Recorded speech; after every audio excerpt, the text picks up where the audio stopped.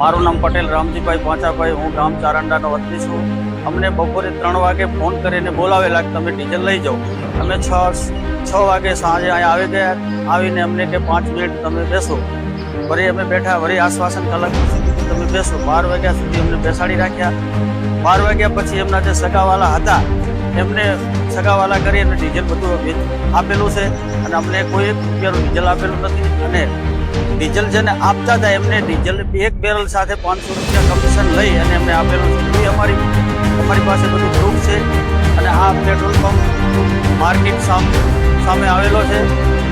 Shivam petroleum pump છે. એમને 15,000નું petrol આપેલું અને 15,500 રૂપિયા કેશ લીધું. 500 રૂપિયા કમિશન પેટે લીધા. અને જે વેચાણ કરનાર રાતે જે હતા એ દેસાઈ ચહેરાભાઈ હતા. એમને મનમાની ચલાવી અને જે વિક્રમ કરતા હતા આપણે કોઈ પણ સાંભળતા હતા. પછી રાત્રે પાણીનો પીવાનો અમે કીધું અમે કરતા ત્યાં પાણી અમને પીવડાવો તો કે અમારી પાસે પાણી નથી અને જો તમારે બીજી વાર આવવું હોય તો આવજો, નહીં આવો તો ચાલશે, અમારે તમારી જરૂર નથી. અભદ્ર ભાષામાં ચાલશે. અને હું ખેડૂત છું, ખાતેદાર છું.